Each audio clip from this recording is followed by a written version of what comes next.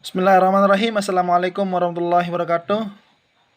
Perkenalkan, saya Muhammad Taufik Hidayat dari Menceh, Sakra Timur, Lombok Timur, Provinsi NTB.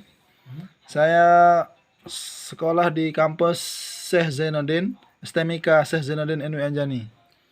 Di sini saya akan memberikan penjelasan sedikit tentang input dan output.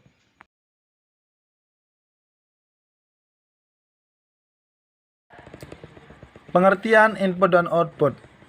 Unit input atau output yang disingkat dengan I-O adalah bagian dari sistem mikroprosesor yang digunakan oleh mikroprosesor itu untuk berhubungan dengan dunia luar.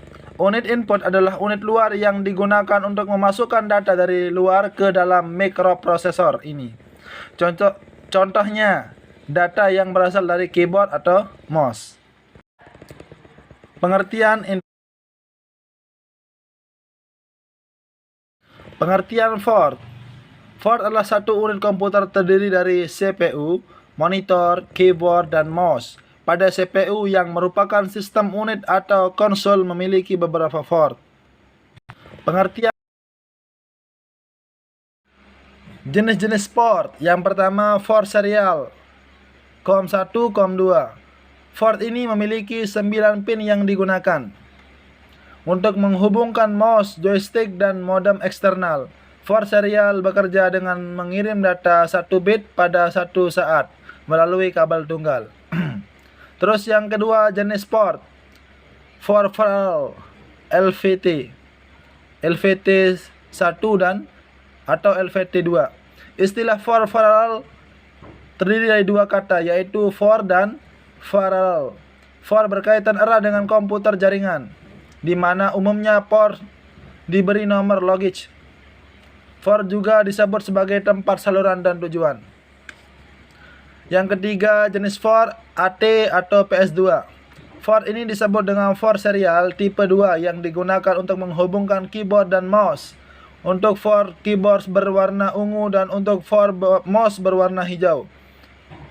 Terus yang keempat daripada jenis port, USB yang disingkat Universal Serial Bus adalah standar bus serial untuk perangkat penghubung, biasanya kepada komputer, namun juga digunakan di peralatan lainnya seperti konsol permainan, ponsel, dan PDA. Sejarah standar USB telah berevolusi ke beberapa versi pre-release. USB 07 dirilis November 1994. Terus USB 08 dirilis Desember 1994. USB 09 dirilis April 1995. USB 099 dirilis Agustus 1995. USB 1.0 rilis kandidat dirilis November 1995. Sejarah.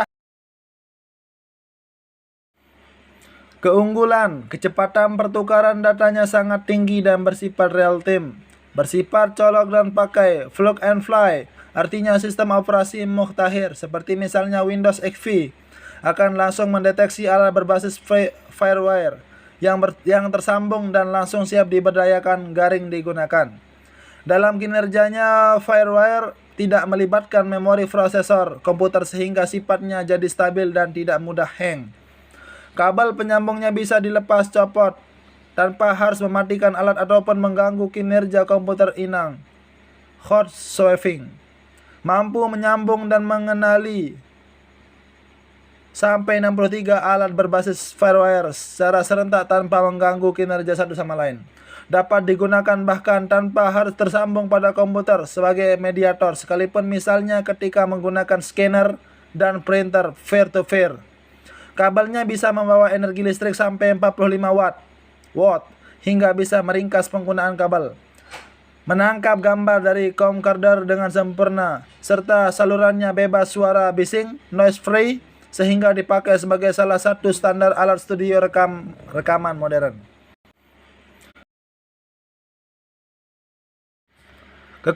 Masalah kekurangannya keamanan dari hubungan nirkabel telah menjadi topik perdebatan.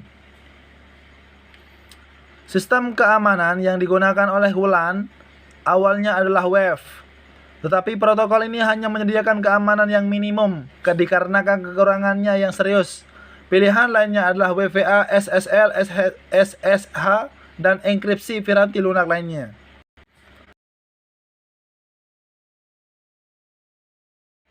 Keamanan pada jaringan kabel satu dapat sering pada beberapa derajat akses tutup ke jaringan secara fisik. Jarak geografi dari jaringan nirkabel akan secara signifikan lebih besar, lebih sering daripada kantor atau rumah yang dilingkupi. Tetangga atau pelanggar arbitrari mungkin akan dapat mencium seluruh lalu lintas dan mendapat akses non-otoritas sumber jaringan internal sebagaimana internet. Secara mungkin mengirim spam atau melakukan kegiatan ilegal menggunakan IP address pemilik jika keamanan tidak dibuat secara serius.